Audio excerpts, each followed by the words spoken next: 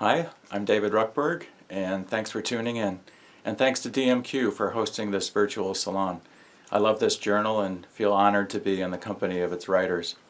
Thanks to Sally and Annie and the other editors and all the people who help support DMQ. And thanks again for coming.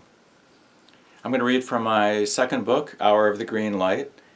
And it begins with a fantasy of birth, leaving behind paradise and choosing to enter this life and all that follows.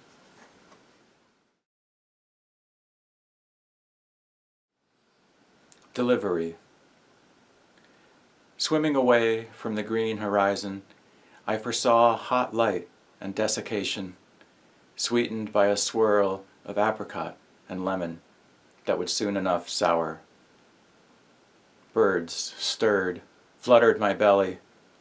Scenting life, I gave way to gravity. The amber world heaved in a way that was terrible and fun. I was too new to understand paradox, the seasick fish, the cascade of sand. Some tremendous force of love pressed down on my sun-shaped face. I came to know what the amputee knows, leaving behind my perfect self forever.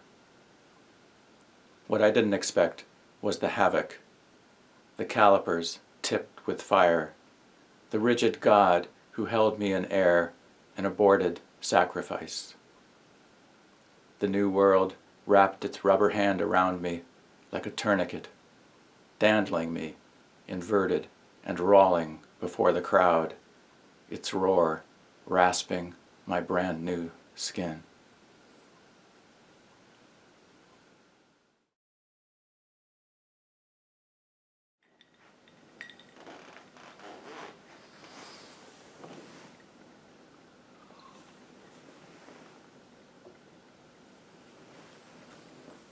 Happy hour.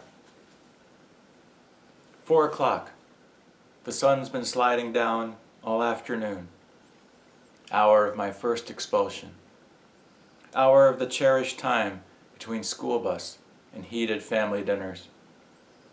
Hour of the relative sunshine of adolescence, circles of friends, the ache for romance and sex in that order.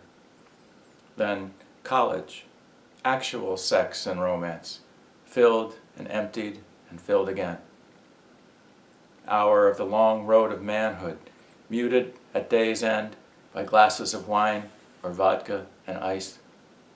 The first sips bringing a brightening, the lowering gray of workplace humiliations and highway wrangles lifting, as when a long coastal winter gives way to a shift in currents, the socked-in cliffs shrouds ripped by a wedge of horizon. Then the slit widens, becomes actual blue sky. One more drink, and all is seen as in a glass globe, plastic palm trees and bronze girls, frozen in grass skirts littered with fake snow. One more, and I crawl down the phantom tunnel, not remembering exactly, except in the breadcrumb trail of amnesiac longing, the bliss of the graveless grotto to which I will never return.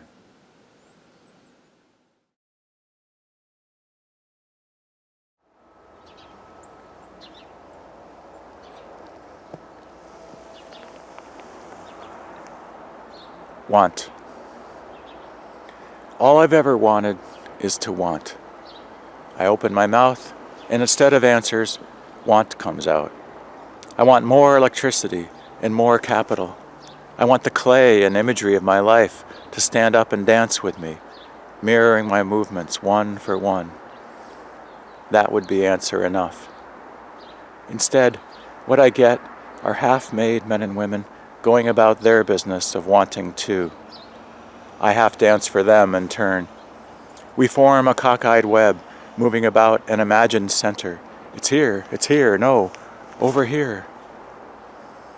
If someone could trace its manic path, they might think they'd discovered a kind of map, an understanding, like the firefly's curlicues, spelling out something other than tireless ache.